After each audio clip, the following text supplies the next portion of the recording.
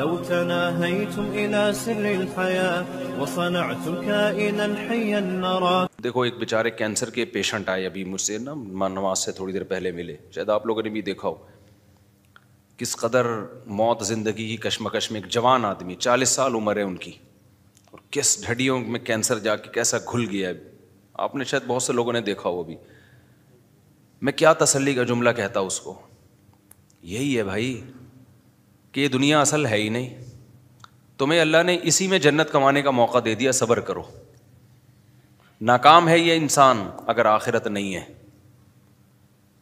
اگر آخرت نہیں ہے تو جو 40 سال میں کینسر کا پیشنٹ ہے وہ کامیاب ہے یا ناکام ہے؟ ناکام ہے یار. ابھی تو اس کی 40 سال میں انسان اگرچہ جوانی اس کی ڈھلکنا شروع ہوتی ہے, لیکن تجربہ پیسہ 40 سال میں ہی آتا ہے عام طور پہ. اکثر لوگوں کے پاس کسی اچھی پوسٹ پہ پہنچ جاتے ہیں وہ ترقی کرتے کرتے, میچور ہو جاتے ہیں, بہت سارے دنیا کو سمجھ جاتے ہیں کہ یہاں رہنا کیسے ہے. ابھی ایک آدمی کی یار یہ عمر شروع ہوئی اور انتہائی خطرناک قسم کا کینسر.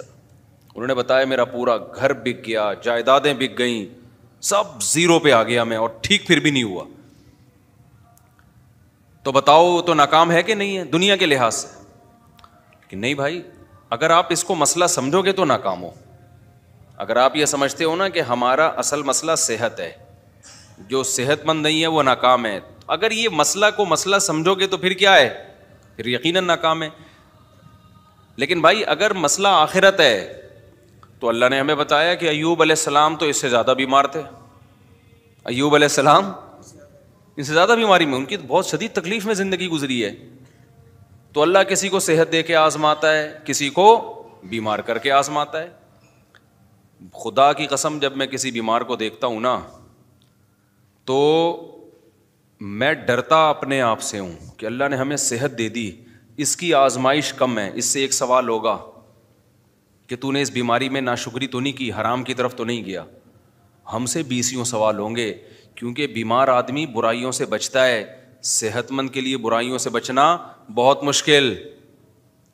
نبی صلی اللہ علیہ وسلم نے فرمایا اذا ابتلیت عبدی بحبیبتیہ فصبر عوضتہما منہما الجنہ.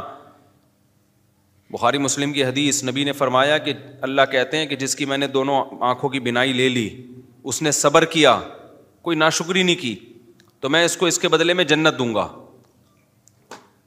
کیونکہ نابینا آدمی کے پاس ایک ہی ہے, وہ نہ فحش فلمیں دیکھ سکتا ہے, نہ وہ زنا کی طرف جائے گا, بد نظری ہوتی ہے پھر آگے زنا ہوتا ہے نا, نہ وہ نامحرم عورتوں کو دیکھے گا. 20 قسم کے گناہوں سے اللہ نے اس کو بچا لیا ہے. تو آخرت پر اگر یقین ہو نا تو آپ کو نابینا پہ ترس نہیں آئے گا, آپ کو آنکھوں والوں پہ ترس آئے گا کہ بھائی اس کا تو حساب, کیونکہ اس سے نماز روزے کا سوال ہوگا, وہ آسان ہے. آج جن بے حیائی کے کاموں میں, فحش فلموں میں, اور پتہ نہیں بد نظری اور کس قدر برائیوں میں لوگ پڑے ہوئے ہیں, یہ ساری آنکھ کی نعمت کی ناقدری ہے یا نہیں ہے؟ تو آپ کا نا سوچنے کا اسٹائل چینج ہو جائے گا اگر آپ آخرت پہ یقین رکھتے ہو. سوچنے کے معیارات ہی بدل جائیں گے. میں نے جس کینسر کے پیشنٹ کو آج دیکھا نا تو اس لحاظ سے تو ترس آتا ہے انسان پہ کہ بھائی وہ بیچارہ تکلیف میں ہے اور زندگی سے لڑ رہا ہے.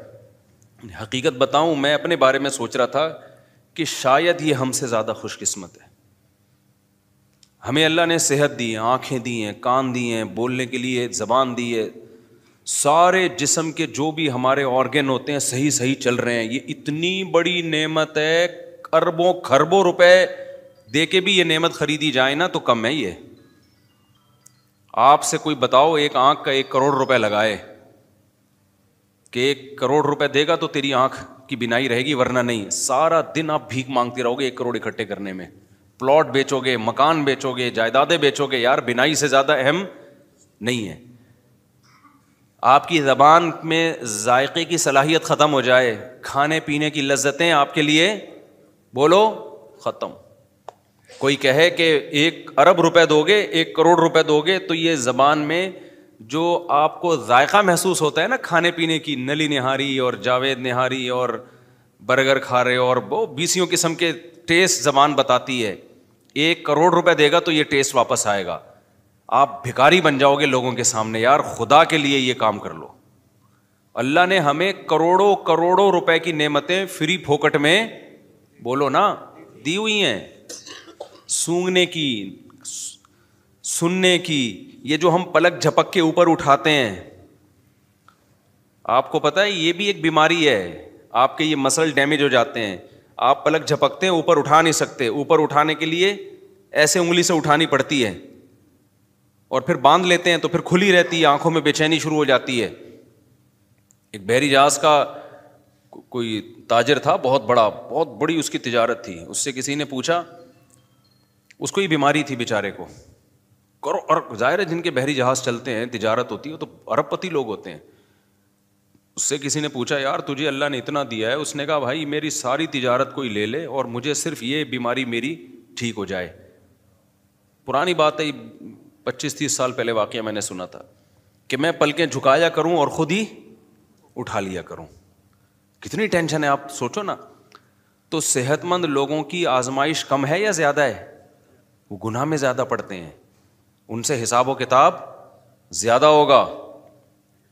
یہ جو کہتے ہیں نا دولت نعمت ہے, دولت نعمت ہے, واقعی نعمت ہے, شکر گزاروں کے لیے نعمت ہے. آج کل جو دولت آنے کے بعد کھوپڑیاں گھوم رہی ہیں نا, اور غریبوں کو انسان برا سمجھ رہا ہے, توہین آمیز لب و لہجے اختیار کر رہا ہے, تو یہ سمجھ لو کہ یہ دولت تباہی بن کے آئی ہے, تباہی بن کے آئی ہے دولت.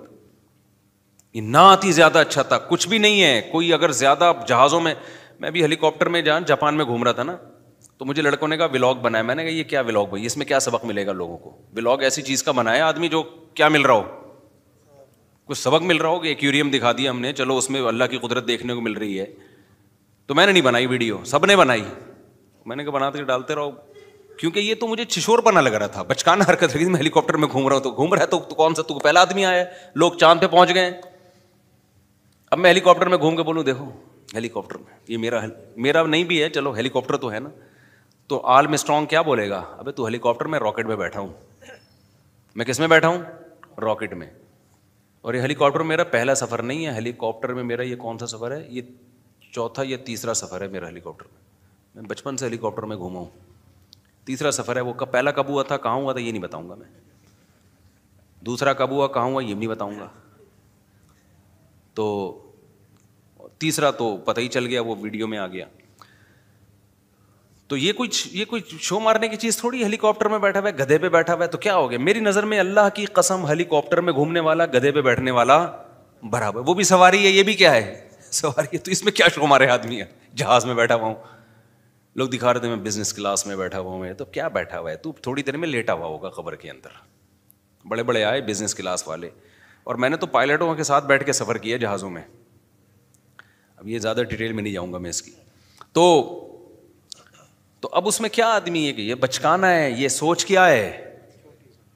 شاعر نے کہا ہے نا, ارے یہ کیا ظلم کر رہا ہے کہ مرنے والوں پہ مر رہا ہے, جو دم حسینوں کا بھر رہا ہے, بلند ذوق نظر نہیں ہے. تیری نظر کا ذوق بہت کیا ہے, پست ہے, جو تو مردار چیزوں پہ جان دے رہا ہے. میری گاڑی, میرا بنگلہ, میں ہیلی کاپٹر میں بیٹھا ہوں. یہ میرا ہیلی کاپٹر ہے, میں نے اپنے پیسوں سے لیا ہے. ایک زمانے میں گدھا ہیلی کاپٹر ہی سمجھا جاتا تھا جب سائنس نے اتنی ترقی نہیں کی تھی. اس وقت غریبوں کے پاس گدھے بھی نہیں ہوتے تھے. جس کے گدھا مارکیٹ میں بڑا مہنگا ہوتا تھا, تو جس نے گدھا خریدا نا, وہ غریبوں کو نیچا دکھانے کے لیے کہتا تھا میرا گدھا ہے میرا. غریب بیچارہ جھکتا جاتا ہے, یار تیرے پاس تو 3 گدھے ہیں, میرے پاس ایک گدھا بھی نہیں ہے.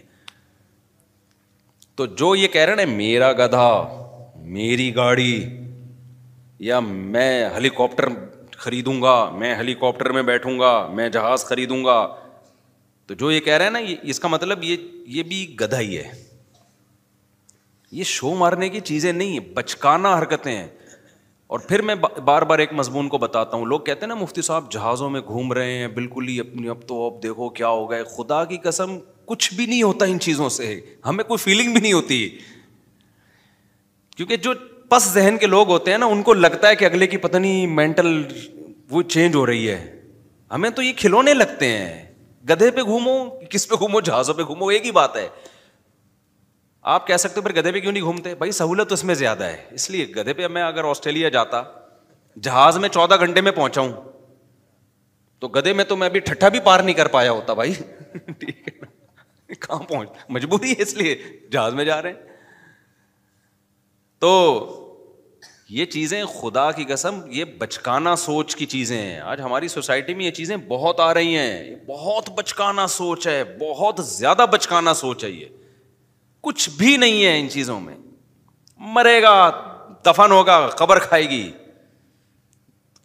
تو اس لیے ولاگنگ میں وہ چیزیں جس میں کہیں نہ کہیں تھوڑا سا سبق مل رہا ہو, ان چیزوں کو ہائی لائٹ کرنا چاہیے. یہ کہ یہ میں اس لگژری ہوٹل میں ٹھہرا ہوا ہوں, 5 اسٹار میں ٹھہرا ہوا ہوں. بھائی جس کے پاس پیسہ ہوتا ہے 5 اسٹار میں ٹھہرا جاتا ہے, نہیں ہوتا تو 4 اسٹار میں ٹھہرا جاتا ہے, نہیں ہوتا تو کینٹ اسٹیشن پہ منجی لے کے وہاں 10 روپے کی ملتی ہے, پتہ نہیں کتنے کی ملتی ہے, منجی لے کے وہاں کیا کر لیتا ہے, وہاں سو جاتا ہے. اور آپ کو پتہ ہے پرانے زمانے کے بادشاہوں کا جو لگژری لائف تھی نا, جو اسٹائل تھا ان کا, وہ آج ایک تھوڑے سے پیسے والوں کو بھی مل جاتا ہے وہ. تو اس زمانے میں بادشاہ اس اسٹائل پہ شو مارا کرتے تھے. اب وہ بادشاہ زندہ ہو کے آ جائے نا تو غریب کہے گا کہ یہ تیرا اسٹائل ہے, تیرے پاس پنکھا تو پھر بھی نہیں تھا نا, بیٹھ کے ملازمین جھولتے رہتے تھے, ہمارے پاس تو بٹن دباؤ پنکھا. وہ بادشاہ احساس کمتری سے مر جائے, یار ایسی عیاشی میں یہ غریب آدمی, اگرچہ وہ کنڈے کا پنکھا ہوگا. تو کہاں سے کہاں بات نکل جاتی ہے, میں کیا بات لے کے چلا. ہاں, تو وہ میں بتا رہا تھا نا کینسر کا پیشنٹ تھا, ابھی بیچارہ مل کے گیا ہے. تو طرز جو آنا چاہیے نا, طرز ان لوگوں پہ آنا چاہیے بھائی جن کو اللہ نے نعمتیں دی ہیں اور وہ نعمتوں کا حق ادا نہیں کر پا رہے. میں ایسے لوگوں کو دیکھ کے اپنے بارے میں ڈرتا ہوں. میں اللہ سے یہ بولتا ہوں کہ اللہ تو نے ہمیں یہ ساری نعمتیں دی ہیں, ہم تو کیا کر رہے ہیں بھائی, جو اللہ کے تقاضے ہیں, جو احکام ہیں ہمارے اوپر, کیا ہم یہ دعویٰ کر سکتے ہیں کہ آنکھ کی نعمت کا ہم شکر ادا کر رہے ہیں؟ قل ارأیتم ان اخذ اللہ سمعکم وابصارکم, قرآن نے دھمکیاں بھی دی ہیں کہ اے نبی آپ ان سے کہہ دیجئے اگر اللہ تم سے دیکھنے کی طاقت چھین لے, اندھا کر دے تمہیں, اور اللہ تم سے سننے کی طاقت چھین لے, بہرا کر دے, من الہ غیر اللہ, کون ہے اللہ کے سوا جو یہ نعمتیں لوٹا دے تمہیں دوبارہ. تو یہ اس کی رحمت ہے کہ نہیں چھین رہا, وہ نہیں چھین رہا. تو اس لیے یہ جو ہم بہت زیادہ وہ ہو جاتے ہیں نا, بہت ڈپریشن میں چلے جاتے ہیں پریشانیوں کی وجہ سے, وہ بیمار ہے اور وہ ایسا ہے اور وہ ویسا ہے. ہمارے حضرت مفتی رشید احمد صاحب رحمہ اللہ تعالی, انہوں نے ایسا غربت کو بنا دیا تھا کہ غریب پہ ہمیں ترس ہی نہیں آتا تھا. صحیح ہے نا, ہمیں غریب پہ ترس ہی نہیں آتا تھا, اس لیے کہ غریب کون ہے بھائی, 2 وقت کی روٹی مل رہی ہے کہ نہیں مل رہی ہے, تو کہاں سے غریب ہو گئے. 2 وقت کی روٹی مل رہی ہے, سر چھپانے کے لیے بہترین جگہ ہے, جسم کسی بڑی بیماری سے محفوظ ہے, تو بس عیاشی کرو, موج مستی ہے. یہ غریب نہیں ہے, یہ ناشکری ہے. پھر آپ اپنے آپ کو یہ سمجھنا شروع کر دو. ہوا و حرص والا دل بدل دے, میرا غفلت میں ڈوبا دل بدل دے.